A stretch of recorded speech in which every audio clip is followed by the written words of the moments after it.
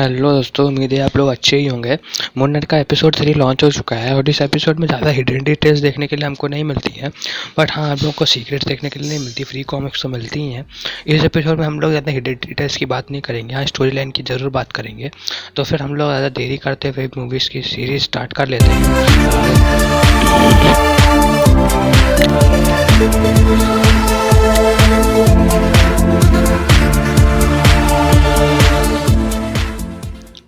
तो फिर एपिसोड 3 की स्टार्टिंग होती है लैला से, जो कि फेक पासपोर्ट बनवा रही होती है। और स्टीवन सर हमारे इजिप्ट में पहुंच चुके हैं, जो कि कायरो में है, इजिप्ट की कैपिटल जो होती है वहां पहुंच चुके हैं। हमको ये लैला के पासपोर्ट पर उसका नाम देखने के लिए मिलता है, जो कि लिखा लैला अब्दुल्ला अल फौली, जो कि अब्दुल्ला जो कि है अब्दुल्ला ऑथमन का स्टंटमैन जो इस सीरीज़ के हैं उनका रेफरेंस है। और उसके बाद हमको डेट ऑफ बर्थ देखने के लिए मिलती है 28/10/1994, जो कि रियल की एक्ट्रेस जो इस रोल को प्ले कर रही हैं उनकी रियल डेट ऑफ बर्थ है, जो कि है 28 अक्टूबर। बट हाँ, इसकी इसकी ईयर चेंज है और ये सेम डिटेल है जो कि हमको मार्क के पासपोर्ट पर देखने के लिए मिलती है।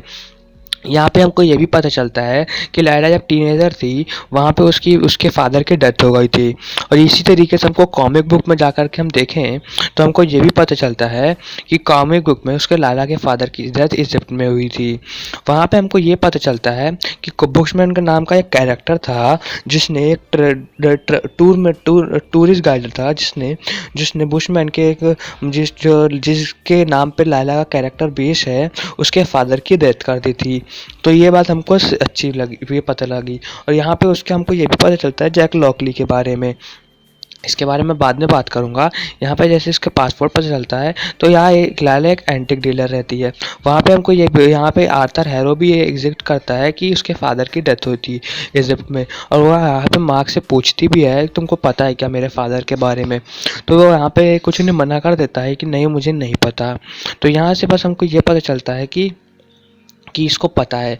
और आर्थर हैरो को इजिप्ट का एमिट का टोंग मिल जाता है। और जहाँ पे हमको ये आपने नोटिस करा होगा कि जो दो आदमी थे, जो दो लोग पुलिस वाले थे जो कि हमको पिछली सीरीज़ में उसको पकड़ रहे थे, वहाँ पे हमको ये भी देखने के लिए मिलता है कि स्टीवन की एक और पर्सनालिटी देखने के लिए मिलती है। बट हाँ, हमको ये देखने के लिए मिलता है कि यह मार्क की पर्सनैलिटी जो है वो रात को निकल के आती है, दिन में नहीं निकलती। और यहाँ पे हमको एक थर्ड पर्सनैलिटी के बारे में पता चलता है, जो कि है जैक लॉकली की, जो कि कैब ड्राइवर रहता है।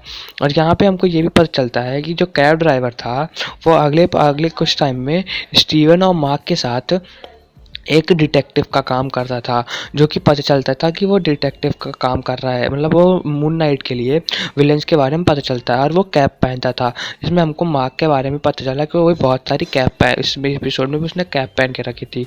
इस एपिसोड में इस तरह नहीं दिखाया गया, इस एपिसोड में मर्सनरी की तरह हमको दिखाया गया है। हमको आगे ये पता चलता है कि स्टीवन अपनी पर्सनैलिटी को दिन में नहीं ला सकता, मतलब मून नाइट दिन में नहीं बन सकता, क्योंकि खॉन्शु मून गॉड है। और हमको ज़्यादातर ये देखने के लिए मिला है कि मून नाइट जो कि जो अपीयरेंस है वो रात को ही देखने के लिए मिलती है, हमको दिन को देखने के लिए नहीं मिलती। वहाँ से जब जाते हुए हमको ये पता चलता है कि मून नाइट की जो अपीयरेंस है वो खॉन्शु वो बोलता भी है गॉड से कि बाकी सारे गॉड्स क्या कर रहे हैं जो एमिट का काम नहीं कर सकते। तो इसके लिए हमको खॉन्शु जो है वो एक्लिप्स कर देता है, मतलब सारूस के सामने मून को ला देता है। तो वहाँ पे जब गॉड की सभा बुलाई जाती है, वहाँ पे हमको ये पता चलता है कि द एंड्रम के बारे में पता चलता है, जिसमें 9 गॉड्स रहते हैं। यहाँ पे हमको ये मार्वल में भी इसका रेफरेंस 1950 को दिया गया था, जो कि मून नाइट के 9 गॉड्स होते हैं, इजिप्ट के 9 गॉड्स होते हैं। यहाँ पे हमको हार्थर के बारे में पता चलता है, जो कि मून नाइट की एक पुरानी फ्रेंड है। और यहाँ पे हमको 3 चेयर आपने नोटिस करी होंगी, 3-3 चेयर करके, जो कि 9 चेयर्स हैं और ये 9 गॉड्स को रिप्रेजेंट करती हैं। बट हाँ, इस एपिसोड में हमको 9 गॉड्स देखने के लिए नहीं मिलते, 5 गॉड्स ही देखने के लिए मिलते हैं, जो कि होते हैं हार्थर, हैरो, एसेस, टैफ्यून और ओसरस। हमको एक गॉड भी बोलता है कि तुमको अगर पिछली बार कुछ करा है पिछली बार की तरह, तो तुमको पत्थर में कैद कर दिया जाएगा, जो कि आगे जाके होता भी है। वहाँ से हमको जाने के बाद ये पता चल जाता है कि आर्थर ये कुछ करेगा तो अगली बार तुमको पत्थर में कैद कर देगा। और यहाँ से हैरो जो होता है वो बता देता है कि मार्क के पास DID मतलब कि पर्सनैलिटी डिसऑर्डर है। और यहाँ से हमको ये भी पता चलता है कि हैरो के बारे में वो सब लोग गलत था, खोंशू गलत था। और वहाँ से वो खोंशू से बात करने के बाद ये पता चलता है कि वो लोग गलत काम कर रहे थे और खोंशू को बेगुनाह का साबित कर दिया जाता है। और वहाँ से खोंशू जब जाने लगता है तो हमको उसकी एक फ्रेंड होती है जो कि हाथरस होती है और वो हमको प्रेफरेंस देती है कि सैनफू के बारे में, जो कि गॉड को भी नहीं पता रहता कि उसकी कब्र कहाँ है। तो सैनफू को यह काम दिया जाता है कि वो जा कर के पता करे कि वो कब्र कहाँ है। तो ये इसके बारे में हमको पता चलने वक्त ये पता चलता है कि वो कब्र ब्लैक मार्केट में चोरी हो चुकी है। तो स्टीवन जाता है वो उस ब्लैक मार्केट से कब्र को चोरी करने, तभी उसको लायला मिलती है। और यहाँ लैला उसके प्रोफेशन में लिखा रहता है मर्सलली एक्टिंग एंटिक आर्टिफिक्स की दिखा रहता है, जो कि एक मतलब एंटिक्स की डीलर थी। और यहाँ पे हमको उसके मून नाइट के तीसरे विलन के बारे में पता चलता है, मून नाइट मैन। और यहाँ पे हमको कोई QR कोड देखने के लिए नहीं मिलता, बट हाँ आप पुराने वाले QR कोड को स्कैन करोगे तो आपको इस बार नई कॉमिक मिलेगी जो मून नाइट की 3rd कॉमिक रहती है, जिसमें हमको मिडनाइट मैन की फर्स्ट अपीयरेंस देखने के लिए मिलती है। और इसी में कॉमिक बुक में हमको मिडनाइट मैन के फर्स्ट विलन का देखने के लिए मिलता है।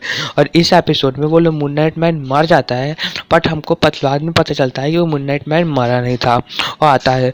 और इस एपिसोड में जो मिडनाइट मैन का कैप्टन किरदार निभा रहे थे उनकी डेथ हो गई थी, तो आगे चल के शायद से इनके रिप्लेसमेंट भी आ जाए, तो रिप्लेसमेंट भी आ जाए।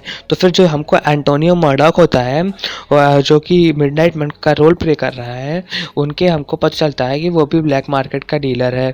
और ब्लैक मार्केट की जब आप बात सुनते हो तो आपको मैंडरीपुर के बारे में पता चलता है। अब ये बात आप सुनने फैंगला ने विंटर सोल्जर देखी होगी तो आपको पता चला होगा, जिसमें मिडनाइट मैन में लायला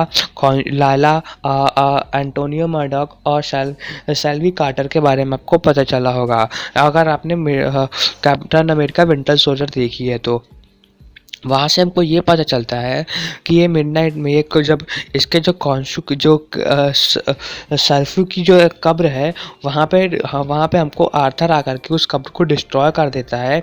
और तभी लेकिन वो कुछ तरीके से जो उसके कपड़े होते हैं वो बच जाते हैं। और यहाँ पे हमको छोटा सा फाइट सीक्वेंस भी देखने के लिए मिलता है, बट हाँ लेकिन हाँ और हमको द मिस्टर मैन भी देखने के लिए मिलते हैं जो कि सेम सिमिलर डेडपूल की तरह दिख रहे थे।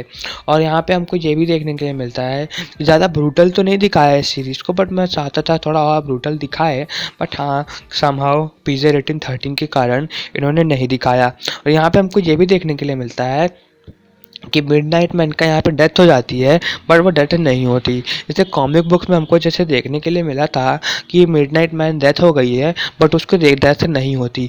वहाँ पे जब आ जाने के बाद उसके कपड़े लेने के बाद स्टीवन इन लोगों की हेल्प करता है कि वो उसकी कब्र से एमिथ के टोंग का पता लगाने के लिए। और वो निकालने के बाद उनको ये पता चलता है कि जब तक वो उस दिन की राइड नहीं आएगी उस दिन तक कोई भी कुछ नहीं होगा। वहाँ पर जब खोंशू फिर हेल्प करता है, कहता है मार्क से कि स्टीवन से कि तुम खोंशू बोलते हैं कि तुम मार्क से बोल देना कि मेरे को बचाने आ जाए। वहाँ पे आर्थर हैरो जब पहुँच जाता है उसी जगह पे, और आपने देखी होगी कि वहाँ पे बहुत सारे गॉड पत्थर के बन चुके हैं और वहाँ पे एक गॉड रहते हैं जो कि बोलते हैं कि लाइक मैनी अदर्स, तो मतलब वहाँ पे बहुत सारे गॉड्स को पत्थर में बना दिया गया था। और वहाँ पे हमको ये भी पता चलता है कि हाँ इसमें खोंशू के अगली हमको मिल चुका है, एडेम की कब्र हमको मिल चुकी है। ये था मून नाइट का 3rd एपिसोड। और आप लोगों को बताओ कैसा लगा, और एपिसोड अगर आपको अच्छा लगा हो तो चैनल को प्लीज़ सब्सक्राइब कर लो, शेयर करो वीडियो को, और जितना हो सके उतना ज़्यादा लाइक से शेयर करो।